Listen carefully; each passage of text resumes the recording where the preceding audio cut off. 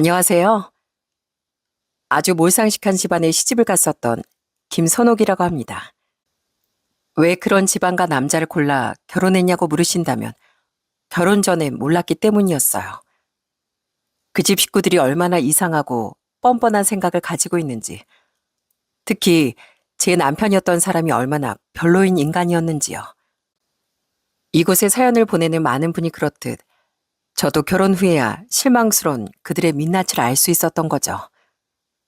당연히 지금은 그 집안에서 나와 행복하게 살고 있는데요. 바로 그 나오게 되는 과정이 아주 기가 막히고 코가 막혔답니다. 그때 일을 속 시원하게 이곳에 풀어내 보려고 합니다. 끝까지 함께 해주시면 감사하겠습니다. 제가 어릴 적 저희 집은 밤만 되면 늘 소란스러웠어요. 또 술 처먹고 들어와? 당신 하루라도 술 안 마시면 입에 가시라도 돋아? 아, 내가 뭐? 남자가 일 끝나고 힘들어서 술 한잔하고 싶을 수도 있지. 살림만 하는 옆에 내가 가장 마음을 뭘 안다고 바가지 긁어? 내가 놀아? 당신이 허구한 날 술 먹고 사고 쳐서 돈 물어주고 당신 부모님한테 돈 퍼주고 하느라 당신 월급 맨날 바닥이잖아. 그래서 내가 아침부터 점심까지 식당 일 다니고 있는 건 잊었어? 어? 아빤 매일같이 술을 마시고 들어왔고 술만 취하면 방바닥에 토를 하거나 저와 언니에게 트집을 잡아 혼을 냈습니다. 왜 아빠가 들어오셨는데 머리를 단정히 안 빗고 인사를 하냐. 아빠가 웃음냐 하면서요. 또 밖에서 먼저 시비를 걸어 남의 차를 부수고 가게 기물을 파손하는 등 사고를 쳐서 합의금도 수도 없이 물어줘야 했죠. 엄만 그런 아빠의 술주정을 몸서리치게 싫어하셨고요. 게다가 맨날 월급도 쥐꼬린 장남에게 바라기만 하는 친가 식구들에게도 질려버려 엄만 점점 악만 남으신 것 같더라고요. 그렇게 하루가 멀다 하고 아빠 다투던 엄만 언제부턴가에 입을 꾹 닫으셨어요. 그리고 그 침묵은 1년을 넘지 못했어요. 아빠에게 학을 뗀 엄만 제가 10살 또 언니가 12살 때 이혼을 택하셨거든요. 너희한테 이혼 가정에서 자란 애들이라는 딱지 붙여주고 싶지 않았는데 미안하다. 근데 저런 아빠라면 너희한테도 아예 없는 편이 낫겠어. 저와 언니도 아빠를 싫어했습니다. 어린 마음에 엄마에겐 차마 말하지 못했었는데 언니와 전 아빠의 옷자락에 묻어있던 립스틱 자국도 몇 번 봤었어요. 집엔 관심도 없이 밖에서 여자 만나고 다니며 엄마 울게만 하는 아빠에게 딸들이 정이 남아있을 리가 없었죠.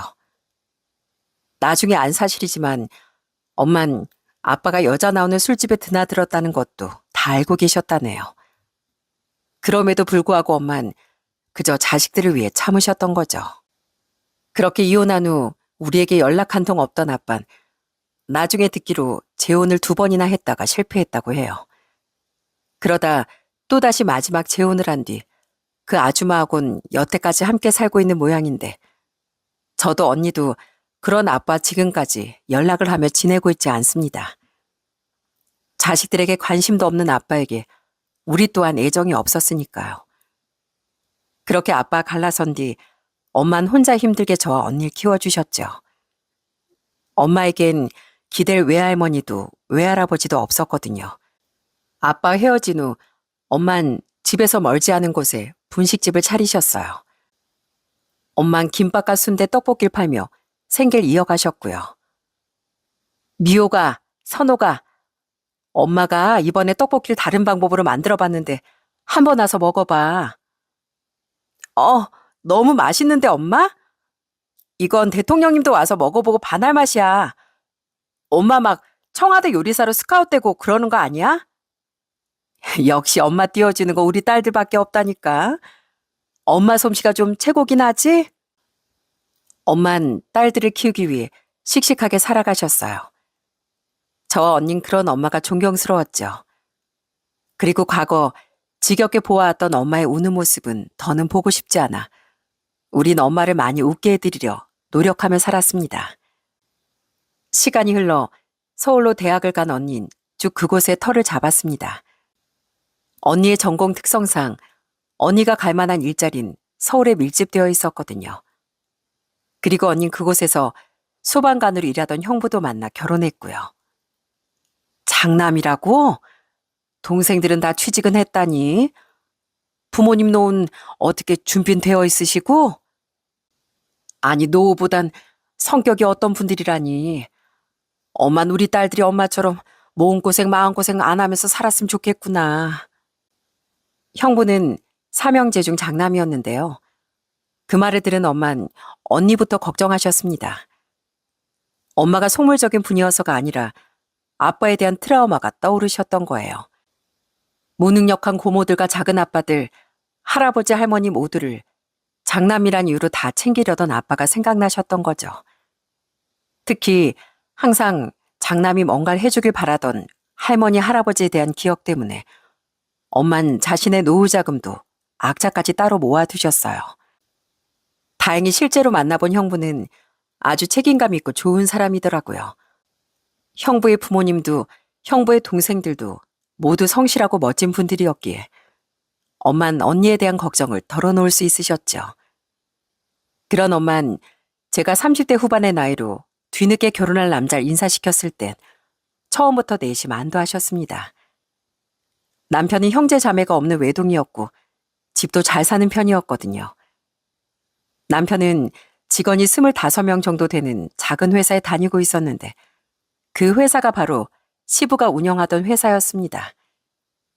비록 작긴 해도 저희가 살던 지역에서 나름대로 탄탄한 곳이라 인정받는 곳이었기에 엄만 딸이 고생은 안 하고 살겠다 싶으셨던 거죠. 물론 엄마가 가장 좋아했던 부분은 남편이 절 끔찍하게 아껴주고 좋아해줬다는 사실이었어요. 얘 선호가 신우구 말이야. 너를 보는 눈에서 아주 꿀이 뚝뚝 떨어지더라. 네 말대로 널 정말 좋아하나 보다. 물론 사는 집안 아들인 것도 네가 고생 안 하고 살 생각에 마음에 들었지만 가장 중요한 건 사람 됨됨이 아니겠니. 인사 왔을 때 보니까 예의도 바른 것 같고 너를 많이 아끼는 게 느껴지니까 마음에 아주 쏙 드는 거 있지? 네 형부도 그렇고 신우군도 그렇고 우리 집은 사회복이 확실히 있나 보다. 평범한 법원 공무원이던 제가 회사 사장 아들인 남편을 어떻게 꼬셨냐고 수군대던 사람들도 있었어요. 아주 무례한 사람들의 말이라 신경 쓰지 않았지만요. 하지만 제가 남편을 꼬셨던 게 아니라 남편이 먼저 절 좋아했던 거거든요. 저는 타지방 국립대를 졸업한 뒤 2년의 준비 끝에 법원 공무원 시험에 붙었답니다. 그리고는 운이 좋게 희망 근무 지역이었던 고향으로 발령받을 수 있었죠. 그리고 남편은 저와 대학 선후배 사이였어요. 과는 달랐지만 같은 동아리에서 활동하며 만나게 됐는데 알고 보니 고향이 같은 걸 알고 더더욱 친해졌었고요. 야, 선호가, 너 왜 이렇게 예뻐졌어? 나 너 못 알아볼 뻔했잖아. 그 뒤 대학 동기 결혼식 때 우린 아주 오랜만에 다시 만나게 됐어요. 서로 연락을 하며 지내진 않았었거든요. 그런데 그때 남편 눈에 제가 유독 예뻐 보였다고 하더라고요. 대학 다닐 때도 호감이 있었는데 그땐 네가 남자친구가 있었잖아. 그래서 포기했는데 다시 보니까 네 뒤에서 후광이 비치는 것 같더라고. 너 지금 남자친구 없으면 나 다시 용기 내봐도 될까? 대학에 다닐 때도 제외했을 때도 남편이 말을 하지 않았었기에 아버지가 회사 사장인 줄은 몰랐었습니다. 그냥 형편이 어려운 집 아들은 아니구나 정도로만 알고 있었죠. 재회 후 적극적으로 제게 마음을 표현하던 남편은 제게 간도 쓸개도 다 빼줄 정도로 잘해줬습니다. 솔직히 좀 통통한 편에 키도 작고 머리숱도 적은 편이었던 남편이 처음부터 제 마음에 들어오진 않았어요. 다른 것보다 전 좀 마른 사람이 좋았거든요. 그래도 절 향한 순수한 마음 표현이 고마워 우선 만나보기 시작했는데 갈수록 제게 너무 더 잘해주더라고요. 게다가 욕 한마디 잘할 줄도 모르고 술도 멀리하는 모습에 더더욱 믿음이 갔습니다. 전 아빠 때문에 과격하고 술 좋아하는 사람은 별로 좋아하지 않았거든요. 그런 남편의 청혼을 받고 수락한 뒤에야 전 남편의 집안에 대해 알 수 있었던 거예요. 언젠간 내가 물려받으려고 준비하고 있지만 지금 당장은 내 회사도 아니니까 굳이 말 안 했어. 학교 다닐 때야 그런 얘기할 필요도 없었고. 솔직히 예전엔 우리 집안만 보고 나한테 다가왔던 여자들도 몇 명 겪었는데 그때 상처를 많이 받기도 했어. 난 물주로만 여기고 뒤론 다른 남자를 만나고 있던 여자도 둘이나 있었거든. 선옥이 널 믿긴 했지만 만약 내가 널 시험한 것처럼 느껴졌다면 미안해. 사과할게. 하지만 이건 확실하게 말할 수 있어, 선호가. 난 널 진심으로 좋아해. 남편은 혹시 그 일로 제가 자신을 밀어낼까봐 불안해하더라고요. 하지만 전 크게 신경 쓰지 않았죠. 남편이 부모님에 대해 거짓말한 것도 아니고 그저 숨긴 것뿐이었으니까요. 집에 엄청난 빚이 있다는 등의 현실적인 고민이 되는 문제도 아니었고요. 오히려 남편의 아픈 상처가 안쓰럽게 느껴졌죠. 그렇게 남편과 전 결혼을 했습니다. 처음엔 행복했어요. 남편도 저희 엄마에게 잘하는 편이었고 시부모님과의 관계도 나쁘지 않았거든요. 무엇보다 저를 세상 가장 귀한 보물 대하듯 소중히 여겨주던 남편의 마음에 정말 잘한 결혼이라는 생각이 들었죠. 그런데 막상 같이 살아보니 불편한 게 한 가지 있었답니다. 여보, 당신 갈수록 다크서클이 깊어진다. 어제 또 잠 설쳤어? 어, 당신 진짜 수면센터 이런 데 가보면 안 될까? 나 정말 당신 코골이 때문에 잠을 못 자겠어. 그건 남편의 엄청난 코골이 소리 때문이었습니다. 우린 연애할 때 함께 여행을 가본 적도 없었거든요. 그래서 남편의 코골이에 대해 미처 몰랐죠. 귀마개를 해도 뚫고 들어오는 남편의 코골이 소리가 너무 괴로웠는데요. 서운했던 건 제가 그렇게 힘들어하는데도 남편은 자신의 코골이를 고쳐볼 노력도 하지 않았다는 거예요. 귀찮아. 우리 부모님은 익숙해져서 나랑 같은 집에서 자도 잘만 주무시던데. 당신도 익숙해지겠지. 당신이 좀 이해 좀 해줘. 이건 나도 어쩔 수 없는 거잖아. 평소 늘 절 배려해주던 사람이라고 느꼈는데 마음이 상했습니다. 그래도 다행인 건 정말 그 소리가 점점 익숙해져서 나중엔 귀마개를 끼면 어느 정도 잠을 잘 수 있겠더라고요. 그래서 다행이다 싶었는데 남편에게선 점점 다른 문제들이 일어나기 시작했습니다. 아, 저 이 삐리리 삐리리 삐리리가 이 창자를 다 뜯어버릴 쌍쪽 같은 자식이. 여보, 제발 욕 좀 그만해. 진짜 귀가 썩을 것 같아. 왜 그렇게 게임만 하면 욕을 하는 거야? 남편은 취미가 게임이었는데요. 분명 신혼 초엔 안 그랬거든요. 좀 욱할 땐 있어 보였지만 그래도 혼자 잘 삭히더라고요. 그런데 결혼한 지 1년 반 정도 지나며 제가 듣든 말든 5만 가지 욕을 다 하기 시작하더라고요.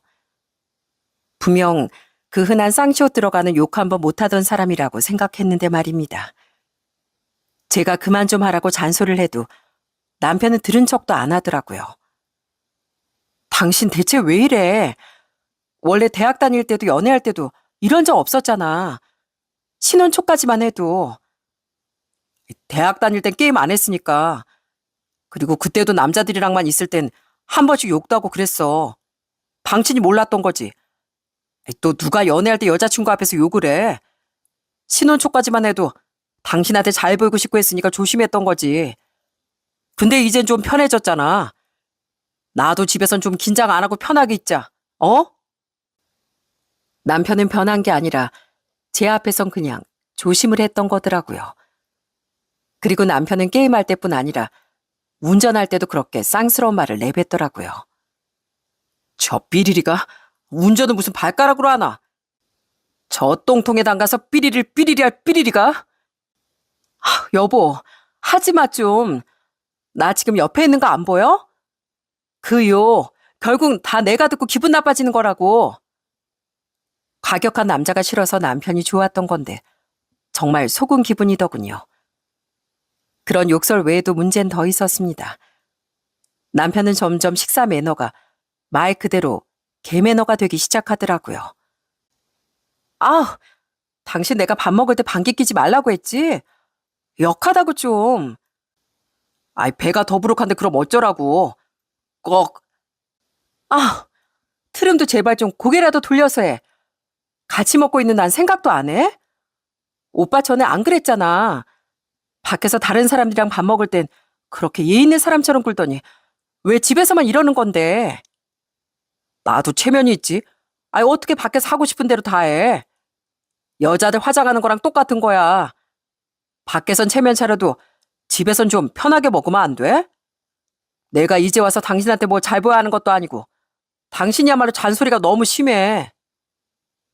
남편이 식사를 하면서 내키는 대로 생리현상을 해결하더라고요. 심지어 뻔히 제가 밥을 먹고 있는데 코를 파서 제게 왕건이라며 보여주기도 했고요. 진짜 밥맛이 떨어져서 숟가락을 내려놓고 소리를 빽 하고 질렀습니다. 제가 그럴 때면 남편은 적반하장으로 아예 삐져버렸고요. 그나마 처음엔 볼멘 소리로 안 그럴게 하는 말이라도 했었는데 나중엔 삐지면 아예 며칠씩 말도 안 하더라고요. 진짜 그럴 땐 아주 우라통이 터졌습니다. 이건 완전 사기 결혼이야. 당신 이렇게 추잡하고 속 좁은 사람인 줄 알았으면 난 이 결혼 안 했을 거라고. 전 제게 잘 보이려 자신의 본 모습을 꽁꽁 숨겼던 남편에게 속았던 겁니다. 그런 제 울분에 남편은 아주 짜증스럽게 대답하곤 했죠. 아이 참, 다른 남자들은 뭐 다른 줄 알아? 다 똑같아. 좋아하는 여자 꼬시려면 무슨 척이들 못해? 내가 보기엔 당신이 오히려 유난이라고. 문제는 그런 남편뿐만이 아니었습니다. 좀 지켜봤더니 남편을 그렇게 키운 건 시부모님이더군요. 시부모님은 외아들인 남편을 아주 오냐오냐하고 키웠던 겁니다. 아우, 저 개나리 십장생이 진짜 제사밥 빨리 먹고 싶어서 환장했나. 저 비릴이 나중에 내 손에 걸리기만 해봐. 이곳엔 제대로 적지 못하겠지만 어느 날 시부모님을 태운 제 차를 타고 가고 있는데 남편이 또 심한 욕설을 내뱉더군요. 그때 너무 놀라 저는 남편의 어깨를 살짝 치며 언성을 높였어요. 여보, 어머님 아버님 계시는데 욕을 하면 어떡해. 예, 운전하다 보면 그럴 수도 있지. 어디 남편한테 목소리를 키우니? 그래, 새아가 너야말로 시부모가 이렇게 보고 있는데 남편한테 그러면 쓰냐? 남자가 화나면 욕도 하고 그럴 수 있는 거지. 그게 뭐 큰일이라고. 그런데 오히려 시부모는 건방지다며 절 타박하는 겁니다. 그전에도 아들을 좀 오냐오냐하는 분들이군 하는 건 느끼고 있었는데 그래도 상식적인 분들이라고 생각했었거든요. 그 상황에서 저거 한마디 했다고 저를 그렇게 몰아세울 줄은 생각지도 못했습니다. 그런 자기 부모의 반응에 남편은 의기양양한 듯 이렇게 말하더라고요. 거봐, 당신이 예민한 거라고 내가 그랬지?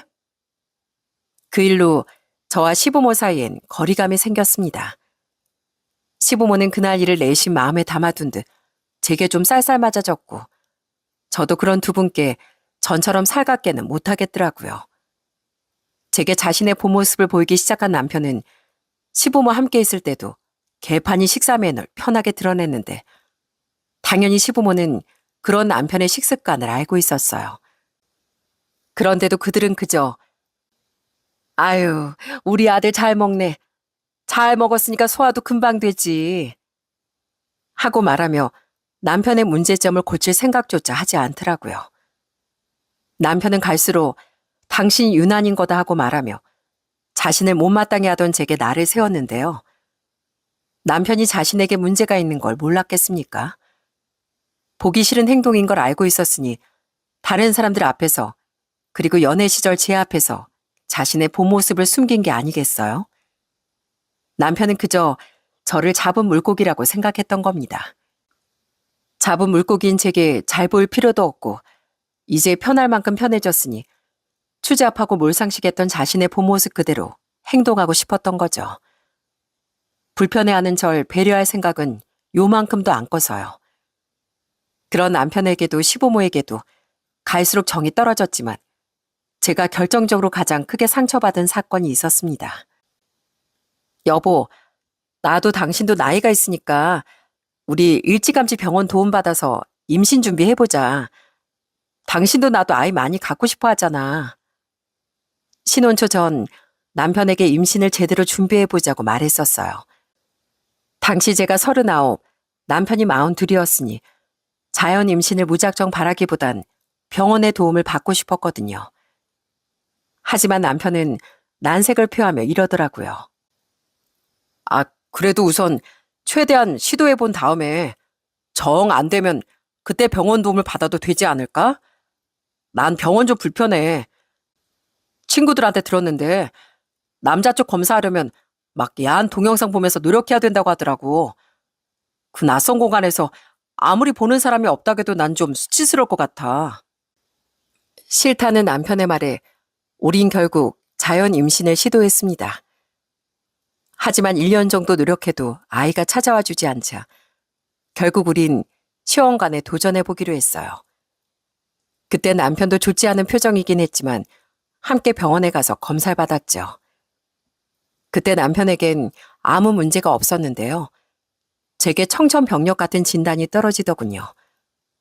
전 그때 자궁 내막증 진단을 받았던 겁니다. 결혼 전부터 제가 생리통이 좀 심하긴 했는데 그냥 원래 그런가 보다 하고 대수롭지 않게 생각했었어요. 그런데 그게 병 때문이었다니 너무 충격적이었죠. 시험관 시술은 어림도 없는 소리였고 전 우선 수술부터 받았습니다. 그렇게 수술을 받은 후에도 재발 가능성이 크다는 의사 선생님의 말씀을 듣고 호르몬 치료를 이어갔어요.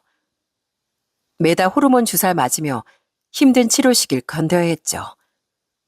얼굴은 하루에도 몇 번씩 화끈거렸고 땀에 젖어 밤마다 몇 번이나 뒤척이며 잠을 설쳤고요. 하지만 그보다 더 괴로웠던 건 내가 정말 아이를 가질 수 없는 몸이 되면 어쩌나 하는 불안함이었어요. 그렇게 1년을 버텼지만 결국 돌아온 말은 자연 임신이 어렵다는 냉정한 진단이었죠. 다만 시험관 시술은 시도해 볼 수 있다는 이야기에 전 마지막 희망을 붙잡고 남편에게 말했습니다.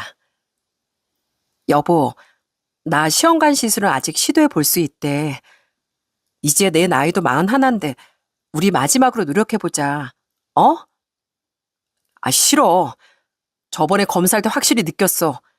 그거 너무 수치스럽고 불편하더라. 남자들끼리 다 똑같이 얘기해. 그 좁은 방에 혼자 들어가서 막 그런가 하면서 아우, 아무리 보는 사람이 없다지만 난 너무 불쾌했어. 근데 그걸 또 하자고? 내가 왜 그런 불편을 또 겪어야 돼? 따지고 보면 내가 원인인 것도 아닌데. 어차피 시도해봤자 확률도 엄청 낮다며. 당신 그 병 때문에. 그때가 결혼한 지 막 2년이 지났을 때였는데 아직까지 남편과의 사이가 그렇게 나쁠 땐 아니었어요. 남편이 제게 본 모습을 드러낸 지 반년 정도밖에 안 됐을 때라 아직은 좋았던 감정이 남아있을 때였거든요. 그런데 마치 왜 문제는 전데 자신이 불편을 겪어야 하는 듯한 뉘앙스에 저는 정말 상처를 받았어요. 그래서 더 이상 시험관에 대한 얘기를 꺼내기도 싫더라고요. 그 이후 남편의 더더욱 심해지는 모습들로 부부 사이가 점점 멀어져 가던 와중 시부모가 제게 자꾸 비난을 퍼붓기까지 하더라고요. 아휴, 선옥이 너 때문에 우리 집안 대가 끊기게 생겼으니 이걸 어쩌냐? 어? 시집을 왔으면 적어도 애를 딸이든 아들이든 하나 낳아야 할 거 아니야. 저도 힘들어요. 저도 아이 갖고 싶었는데 가슴이 찢어질 것 같다고요. 두 분은 어떻게 아픈 며느리한테 몸은 괜찮냐는 소리 한 번도 안 하실 수가 있어요. 어떻게 한 번이라도 위로해주긴커녕 자꾸 이렇게 비난까지 하시냐고요. 우리가 뭐 너 거의 불임에 가까운 몸이 됐다는 얘기 들었을 때부터 이랬니? 우리도 답답한데 참으려고 노력했어 얘. 근데 갈수록 우라통이 터지는 걸 어떡하니? 신우가 드디어 장가가서 손주도 볼 수 있게 됐다고 좋아했더니만 이게 대체 무슨 꼴이냐고. 아휴. 그래서 제가 남편한테 시험관이라도 해보자고 말했는데 조금의 불편함도 감수하기 싫다고 하는 걸 어떡하라고요. 노력도 다 손뼉이 맞아 하는 거죠. 어차피 네 나이랑 병 때문에 그걸 해도 확률이 10%인가 5% 정도밖에 안 된다며? 그럼 거의 안 된다는 거나 마찬가지인데 왜 너 때문에 우리 아들이 하기도 싫은 고생을 해야 하니? 선옥이 너 어디서 감히 자꾸 시어머니한테 대드냐? 신우 너 내가 이래서 그냥 좀 어린 여자랑 결혼하는 게 좋을 것 같다고 했지?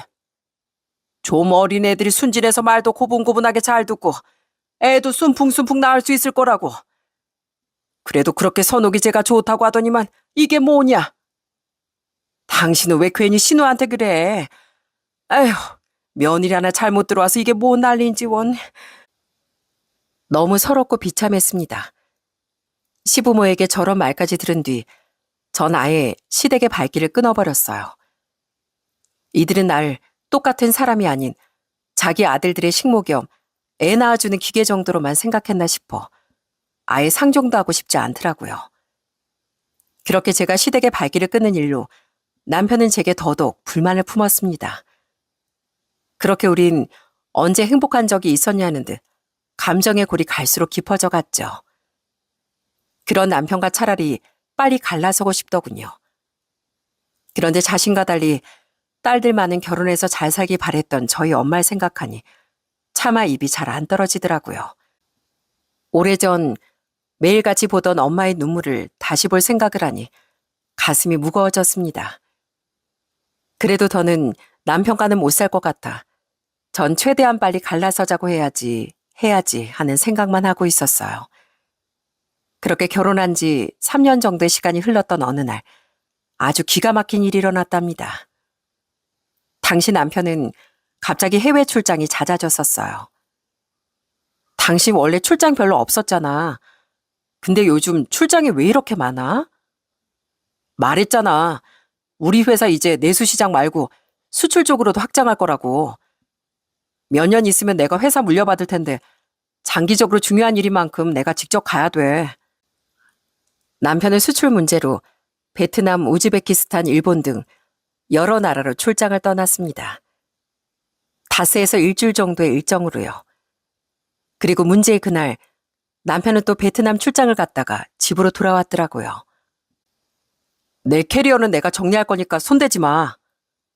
어차피 그럴 생각도 없었어. 남편은 저렇게 말하며 씻으러 들어가더군요. 그땐 이미 서로에게 잔뜩 날만 서 있던 때라 서로를 향한 말투가 굉장히 퉁명스러웠어요. 저는 남편 캐리어를 손수 정리해줄 생각도 전혀 없었어요. 어차피 남편이 평소 자기 물건을 마음대로 만지는 걸 굉장히 싫어하기도 했고요. 그래서 연애 때부터 한 번도 남편 물건에 말없이 손댄 적이 없었는데 이상하게 그날따라 캐리어가 자꾸 눈에 들어오더군요. 여자의 촉이라고나 할까요? 느낌이 영 이상하더라고요. 그래서 전 남편의 캐리어를 열어보기로 마음먹었습니다. 그런데 딱 캐리어를 열려던 찰나 남편이 다 씻고 나오더라고요. 남편은 캐리어 잠금장치에 손을 얹은 절 보더니 꼭 심장이 쿵 떨어진 사람처럼 다급히 외치더라고요. 여보, 열지 마. 그거 절대 열지 마. 안 돼. 그 모습을 보니 진짜 뭔가 있구나 싶더라고요. 저는 황급히 다가오던 남편을 무시하고 바로 캐리어를 열어봤어요. 그리고 캐리어를 열자마자 아주 황당한 물건이 눈에 들어오더군요. 결혼 사진이잖아. 이거 당신 아니야? 그건 정장을 입은 남편과 하얀 웨딩드레스를 입은 웬 어린 동남아 여자가 팔짱을 끼고 찍은 결혼 사진이었습니다. 순간 이게 뭔가 싶어 말문이 막히더라고요. 남편은 어쩔 줄 모르며 옆에서 입을 꾹 다물고 서 있었고요. 아마 이미 늦었다 싶어 자포자기를 한 것 같더라고요. 전 그런 남편을 무시하고 그 사진 아래에 있던 서류 봉투를 열어봤어요. 국제결혼? 당신 출장이 아니라 이 여자랑 국제결혼하러 갔던 거야 설마? 내가 이렇게 버젓이 있는데? 안에 든 서류들은 충격 그 자체였어요. 봉투에서 서류들을 꺼내자마자 가장 먼저 보인 문구는 국제결혼 중개 계약서였답니다. 다음 서류의 상단엔 노란 포스트잇에 베트남 신부 프로필이라는 글자가 적힌 채 붙어 있었고 또 다른 서류엔 결혼 이민 비자 신청 절차 안내라는 큼지막한 문구가 보이더라고요. 이거 뭐야? 이게 뭐냐고. 빨리 제대로 설명 못해? 당신 대체 뭔 짓거리 하고 다닌 거야? 전 이성을 잃고 악을 썼습니다. 아무리 사이가 안 좋은 상태였다고 해도 어떤 정신 나간 인간이 아내가 있는데 버젓이 결혼을 하고 온답니까? 그것도 그냥 바람도 아닌 국제 결혼을요. 이 인간이 절 완전히 물러본 것 같아 분노가 솟구치더라고요. 남편은 제가 자신의 물건에 말없이 손댄 적이 없기 때문에 제가 캐리어를 열어볼 거라곤 생각지도 못한 거예요. 결국 남편은 한숨을 쉬며 진실을 실토하더군요. 그러게 왜 그걸 열어가지고. 알겠어, 다 말하면 되잖아. 어차피 빠른 시일 내에 당신한테 갈라서자고 말할 생각이었는데 차라리 잘 됐네. 나 국제결혼 업체 통해서 그동안 맞선 보고 다녔어. 일본, 우즈베키스탄, 베트남 전부 다. 그중에서 베트남에서 만난 여자가 제일 마음에 들길래 이번에 다시 가서 제대로 계약하고 결혼식까지 올리고 왔어. 사진 속 여자가 그 여자야. 당신 눈에 내가 투명인간으로 보여? 그딴 짓을 할 거면 나랑 먼저 갈라서져 가던가 했어야지. 날 얼마나 우습게 봤으면 이런 짓을 해? 그것도 그냥 바람도 아니고 돈을 주고 외국 여자랑 결혼을 했다고? 결혼식 하나 올렸다고 이게 바로 같이 살 수 있는 줄 알아? 그 여자 한국 들어오려면 최소 6개월에서 길게 1년 반도 걸려. 그 여자 거기서 한국어 검정 시험도 봐야 되고 서류 심사에 비자 발급되는 데마다 한참이라고. 그래서 우선 미리 결혼식부터 올려놓고 그 여자 기다리는 사이에 당신하고 정리하려고 했던 거야. 그래야 하루빨리 우리 부모님한테 손주 안겨드릴 수 있을 거 아니야. 남편의 말에 따르면 한국에서 베트남으로 가는 것보다 베트남에서 한국에 들어오는 게 훨씬 까다롭고 오래 걸린다더군요. 그래서 남편을 일부러 저질러 놓고 저와 정리를 하려고 했다더라고요. 난 이제 한국 여자 완전 질렸어. 우리 집 돈만 밝히면서 날 우습게 알거나 당신처럼 깐깐하게 굴면서 사람 피곤하게 만들기만 하니까 꼭 자기들이 내 머리 위에 있는 것 마냥. 당신이 전에 만난 여자들이야 그렇다 쳐도 나만 문제 있는 사람처럼 말하지 마. 길 가는 사람 붙잡고 물어봐. 누가 당신 행동 다 이해해주나. 그러니까 한국 여자랑 이제 결혼 안 할 거라고. 이번에 나랑 결혼식 올린 여자 나이가 몇 살인 줄 알아? 23살이야. 다 늙어 빠져서 애까지 못 낳게 된 당신이랑은 차원이 다르게 젊고 튼튼하다고. 나한테 검사 같은 거 받게 하는 번거로운 일도 안 만들 거고 벌써부터 나한테 얼마나 순종적인데. 한국 들어와서 나랑 살기만 하면 내 자식 둘 셋은 우습게 낳아줄걸. 내 친구 현식이 알지? 베트남 여자랑 결혼해서 엄청 잘 사는 거. 걔도 그렇게 잘 사는데 뭐 나도 베트남 여자하고 못 살 거 뭐 있나 싶더라고. 어차피 우리 애 나오면 혼인신고 하려고 해서 아직 혼인신고도 안 한 사이잖아. 그러니까 기왕 이렇게 된 거 빨리 갈라서. 남편은 이제 한국 여잔 질려서 국제 결혼을 선택한 거라고 말하더군요. 저는 그런 남편에게 열이 받아 전곡을 찔러줬습니다. 나이가 45이나 돼가지고 23살짜리 여자애랑 결혼을 했다고? 내가 정말 할 말이 없다. 그건 그렇다 쳐. 현식 씨는 자기 아내 끔찍하게 아껴주니까 잘 살고 있는 거지. 당신처럼 이기적인 인간이 누군들 데려와도 잘 살 수 있을 것 같아? 뭐 순종? 배우자를 아끼고 사랑해줄 생각을 해야지. 시작부터 자기 멋대로 휘두르면서 살 생각을 하냐? 하긴 그런 몰상식한 인간이니까 나랑 헤어지기도 전에 이딴 짓을 저질렀겠지.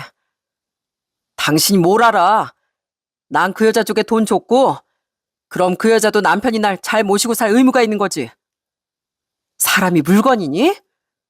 분명 가서 전에 나한테 했던 것처럼 세상 젠틀하고 착한 척하고 왔겠지. 그러니까 그 어린애가 가엾게도 혹한 거겠지. 그리고 한국 여자한테 질렸다고? 솔직히 말해봐. 당신 그냥 자신이 없는 거잖아. 뭐라고? 당신 나랑 결혼하고 나서 밤마다 야식을 그렇게 먹더니 살이 25kg나 쪘잖아. 3년 만에. 당신 배를 못 견뎌서 뜯어진 셔츠 단추만 몇 개인지 기억도 안 난다. 거기다가 그렇게 기름진 것만 먹으면서 운동도 안 하니까 고작 3년 만에 머리숱도 3분의 1은 더 사라졌지? 나이도 많아, 자기관리도 안 해.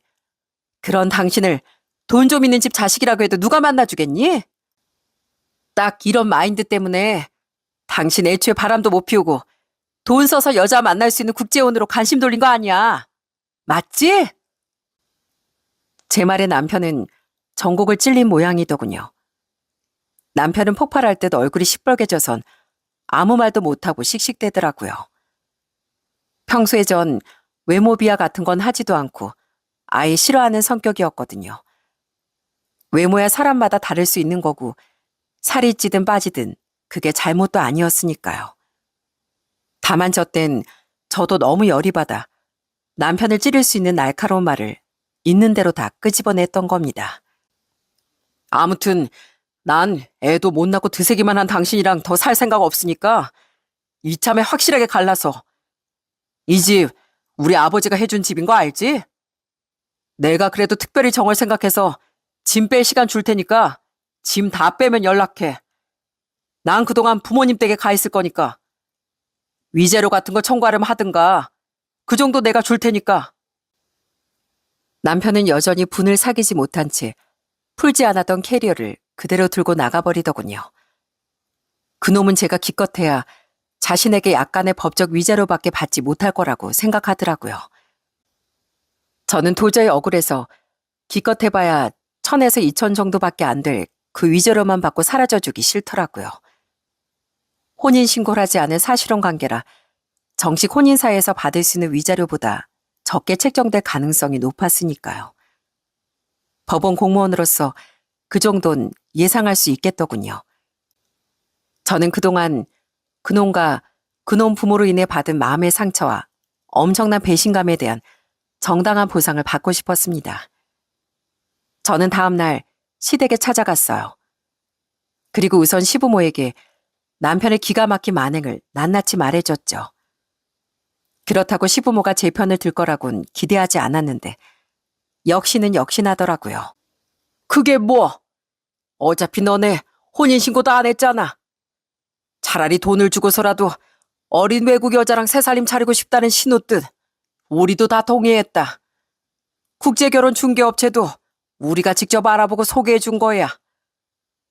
뭐라고요? 다 알고 있었다고요? 기가 막혀. 그 나물에 그 밥이라더니 생각보다 더 몰상식한 집이었네, 이 집안이. 근데 이게 끝까지 건방지게. 그러게 누가 사사건건 우리 아들 트집 잡고 애까지 못 낳으래? 최소한 네가 애라도 낳을 수 있는 몸이었으면 우리 신우가 이렇게 했겠어? 너만 사라지면 우리 가족은 더 바랄 게 없다. 싹퉁머리 없고 애도 못 낳는 너 대신 어리고 고분고분한 세면에 들어올 생각하면 벌써부터 밥이 술술 넘어간다고. 애가 어리니까 손주도 최소한 둘은 낳아줄 거 아니냐. 그래, 맞아. 태어날 애가 혼혈이라고 사람들이 수군댈 순 있지만 그래도 없는 것보단 100배 낫지. 애초에 결혼 파탄의 원인이 넌데 감히 어디 여기까지 찾아와 행패야, 행패길. 우리 신우가 착해서 너 짐 뺄 시간이라도 준 거지. 나나니 시애비였으면 당장 네 몸부터 그냥 쫓아내버렸을 거야. 그러니까 여기서 이러고 있을 시간에 빨리 지민 앞에서 네 친정으로 가버려. 여보, 잠깐만. 그리고 신우가 네가 위자료 청구할 수도 있다고 하던데 번거롭게 소송 걸고 할 필요도 없다. 뭘 말 줄야, 어? 마음 같아서 우리가 너한테 위자료 청구라도 하고 싶은데 아는 변호사한테 물어보니까 아마 우리 쪽에서 줘야 될 것 같다고 하더구나. 그러니까 대충 얼마나 줘야 할지 말해. 빨리 너 좀 우리 집에서 치워버리게. 시부모는 오히려 제가 혼인 파탄의 원인이라며 저를 비난했습니다. 그들 또한 저보단 어리고 고분고분한 며느리를 얻고 싶어 했던 거예요. 저는 그런 그들과 그들 옆에서 의기양양한 표정을 짓고 있던 전 남편에게 경멸의 눈빛을 보냈죠. 그리곤 그들에게 겁을 주기 시작했습니다. 뭔가 착각하나 본데 고작 법적 위자료 가지고 저 인간 만행을 퉁칠 수 있다고 생각했으면 오산이에요. 내가 결혼 생활 3년 동안 받은 수모랑 스트레스가 얼만데요. 뭐? 그럼 뭐 어쩌라고? 저 법원 공무원인 거 아시죠?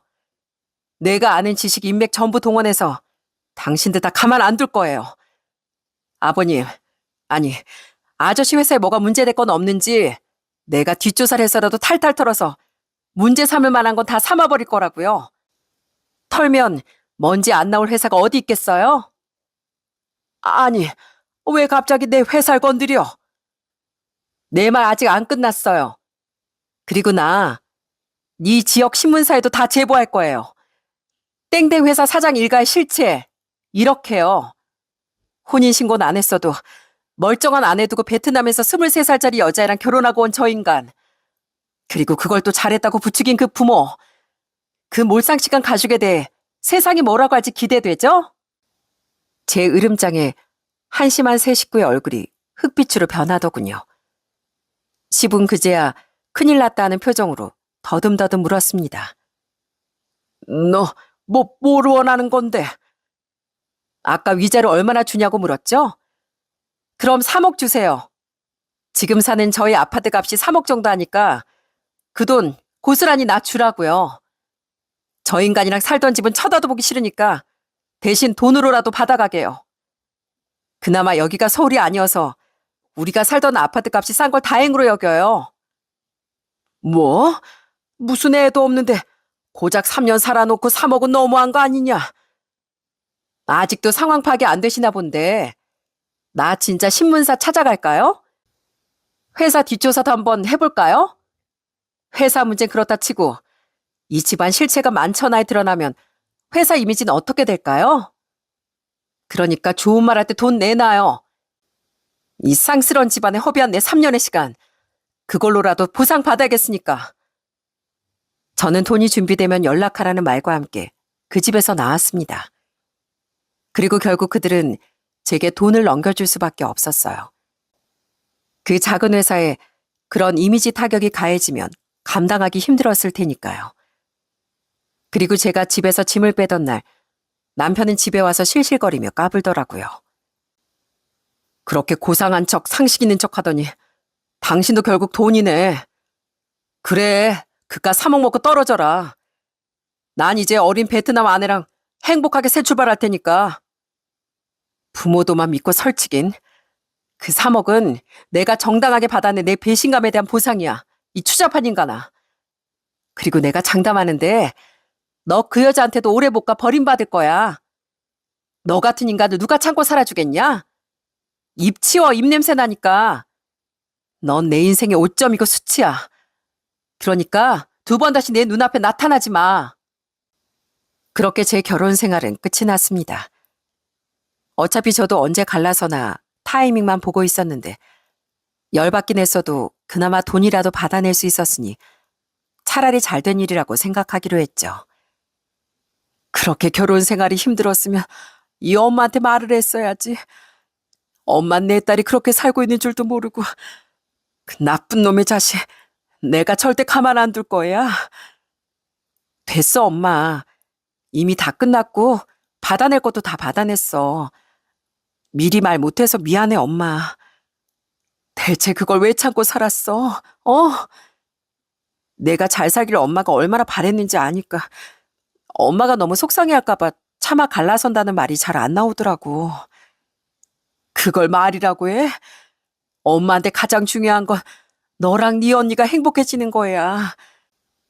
나 속상한 거 싫다고 너 힘든 거 참는 일 앞으로 2번 다시는 하지 마. 엄만 친정으로 돌아온 딸을 끌어안고 많이 속상해하셨습니다.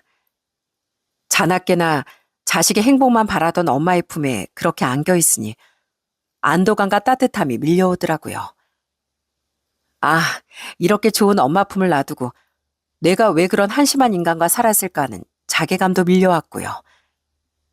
제 소식을 듣고 친정으로 달려온 언니와 형분, 아이가 안 생긴 게 그나마 다행이었다며 절 위로해 주더라고요.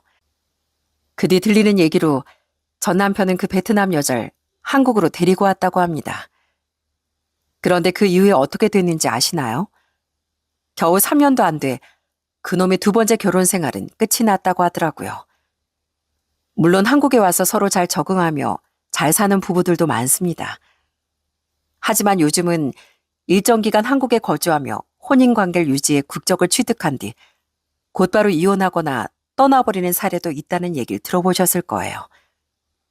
전 남편의 아내였던 그 여자도 딱 그런 경우였다고 해요. 한국 국적을 얻으려면 최소 2년 이상은 실제로 혼인 생활을 유지하며 한국에 거주해야 하는데요. 그 여잔 그 조건을 채운 뒤 국적을 취득했고 임신 중이던 아이를 낳은 뒤 산후 회복을 마치자마자 아이를 두고 도망쳐버렸다고 합니다. 저도 원래는 그 사실을 몰랐었어요. 갈라선 마당에 그 인간과 연락을 주고받을 일도 없었고 소식을 전해 듣지도 못했으니까요. 그런데 그 여자가 도망간 뒤 전 남편이 모르는 번호로 제게 전화를 걸어 아주 눈물 콧물을 짜내며 말을 해주더라고요. 내 인생 다 망했어. 나랑 부모님이 그 기집애랑 그 기집애 친정에 보낸 돈이 다 얼만데 나 혼자 그 어린애를 어떻게 키우란 말이야. 나 천벌받은 건가 봐 여보. 당신을 버린 대가가 이렇게 처참할 줄은 몰랐어. 한심하게도 전 남편은 애는 자기 부모에게 떠맡긴 채 맨날 술만 마시며 지내고 있다고 하더라고요. 심지어 전 시부는 전 남편에게 사장 자리도 물려줬다는데 전 남편의 능력 부족으로 인해 회사 사정도 나날이 기울고 있다고 하더라고요. 전 남편도 이제와 역시 당신만한 여자가 없었다. 너무 후회된다. 혹시 다시 돌아와 줄 수 없겠냐는 어이없는 말을 해댔습니다. 전 그놈에게 딱 잘라 말해준 뒤 전화를 끊었어요. 그 여자가 왜 도망갔는데? 내가 분명 전에 경고했지? 넌 분명 그 여자한테도 버림받을 거라고. 너는 내가 살면서 만난 인간 중 최악 오브 최악인 인간이야. 네 부모도 마찬가지고. 내가 2번 다시 내 눈에 띄지 말라고 한 거 기억하지? 또 한 번 전화했다간 나 신문사 찾아가서 내 입에 걸어장을 짚어 연다? 어? 끊어 이 진상아. 그게 바로 한 달 전의 일이랍니다. 그렇게 전 남편은 낙동강 오리알 신세가 되는 통쾌한 결말을 맞았다네요. 그 베트남 여자가 처음부터 한국 국적만 노리고 결혼한 건지 아니면 처음엔 전 남편이 좋았었는데 변심을 한 건지 모르겠습니다. 그래도 아마 처음엔 한국 생활과 행복한 결혼 생활에 대한 부푼 꿈을 안고 왔었을 것 같아요. 한국 와서 잘 사는 여성들도 정말 많으니까요. 하지만 막상 살고 보니 전 남편과 시댁 식구들의 엉망인 모습을 보고 진절머리가 났을 거라고 생각합니다. 그래서 오죽했으면 도망을 갔을까 싶은 마음도 들더라고요. 저는 전 남편과 갈라선 뒤 아주 쾌적한 삶을 잘 살고 있습니다. 전 남편과 전 시부모로 인한 스트레스가 없던 데다 속 시원하게 위자료 명목의 거금도 받아냈으니 남은 우라도 없었고요.